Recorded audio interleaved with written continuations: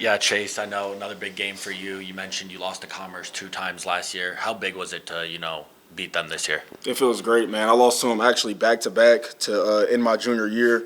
So like what I said last time, I wanted payback, and this was the perfect game to do it. Yeah, you guys went into halftime tied. What was the message from your coach, and how did you guys come out a little stronger to start that second half? We knew that we knew they were tired. We kept pressing them. We knew they would eventually die down, and once we got to that first media, we pretty much knew we had the game. And then Isaac, 13 points off the bench, especially that buzzer beater a little when the time clock was running out. How important is it to kind of make those timely shots as the game goes on?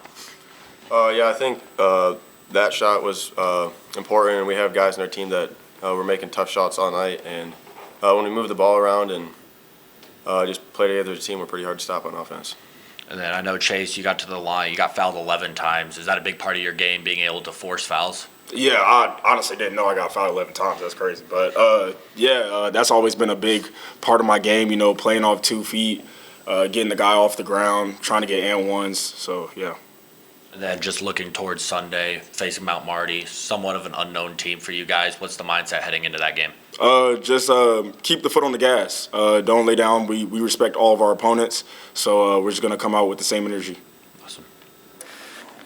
Well, great to have 2 games at home to start the year. I think that obviously really helps anytime we can get home games, and that's part of the reason why we did this MTE tournament to get a couple home games, right? And now we'll finish the job with Iowa. Let me think here. Next Tuesday? That's right, I think. But with A&M, we knew it was going to be a tough test. Watching them on film against Iowa, we prepped a lot of stuff from last year for this year, right? And they didn't do any of it. So you watch them on Monday night after our game, you're up till 3 a.m., 3:30, watching the film, and you're like, oh, well, everything's different, right? So, and then on a one-day prep, it's really, really hard. If you guys watch, they switch 5 on everything. We might not see another team the rest of the year that switches 5 with that. So, slow start, something different that we haven't seen probably since we played Mississippi State 2 years ago. And really found a groove in the second half, obviously scoring 59. But credit them. They're a good team. We knew they weren't going to go away under the 8-minute media timeout. I told our guys, we got to step on the gas a little bit more, and we were almost taking it off, right? And we just kind of let them back in the game, and then under 4, anything can happen, right? So I'm happy how we finished the game. Few turnovers, right? But outside of that, we made free throws. We got guys in the right spot, and we were able to pull that thing off. So team effort. You look at the box score. There's a lot of guys. What do you have? 6 guys, 5 guys in double figures.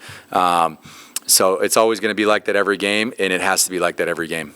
Yeah, Coach, just coming out of halftime tied, what was the message to your team that kind of propelled them to that 11-2 start? Yeah, and this is not taking anything away from Commerce, but we were bad, right? And credit them because they were really good with their defense in the first half, and we were about as bad as we could be, and we went in there with a tie, right? And it's like, okay, we'll take that. We should have been down, 10 to 12 points, and that's what it felt like.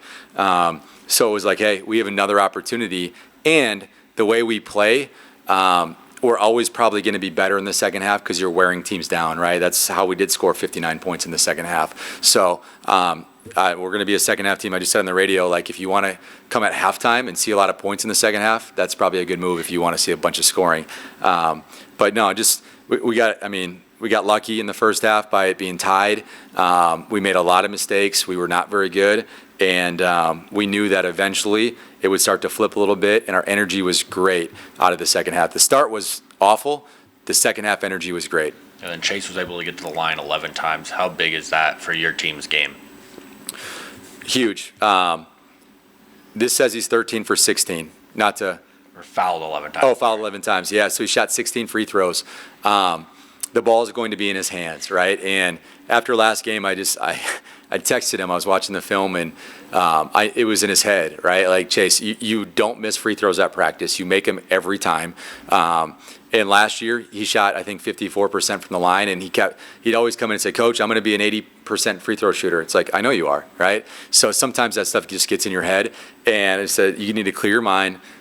Sing your favorite song when you're shooting a free throw, whatever you need to do. Don't think about that stuff and just go make the free throws. And I'm a hell of a free throw coach.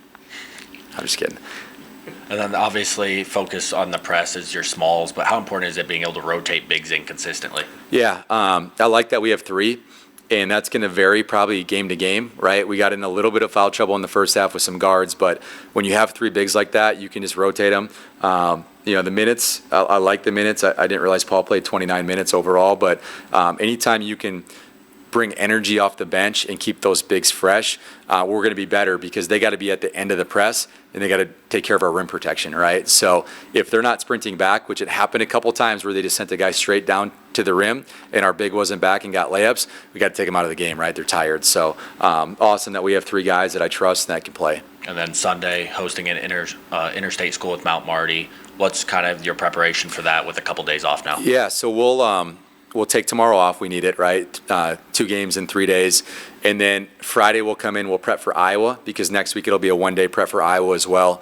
And then we'll do a 1-day prep for Mount Marty, right? And our preparation's different this year. It's not, you need 2 days because the way we play, it's hard for teams to run stuff against us. So it's a lot of personnel stuff. So we'll work on Iowa. We'll go Mount Marty on Saturday morning because there's a football game here, right? Come to the football game. And then we will play on Sunday afternoon, and it's a huge deal to me. It's a mental health game, and we did it with Mount Marty last year. And from our staff to their school to our school, there's always things going on with mental health, right? And we've asked them to do it every single year with us. And I want to play South Dakota teams if we can, right? That we don't want to bring some team in from, I don't know, Illinois or Wisconsin or wherever if we don't have to. Sometimes the dates don't line up and we gotta go get those teams. But if we can play a South Dakota team every year, it gives opportunities for guys that are either from Vermillion, which there are, playing for Mount Marty, or somewhere in the state to play at the University of South Dakota at least once in their career, and it should mean something to them. So thankful that Colin wants to do the game every year. He's a good friend of mine. We've known each other probably for close to 15 years, and it's something we're going to do every year with the mental health piece. Awesome. Thank you, guys. Go Yotes. Appreciate it, Coach.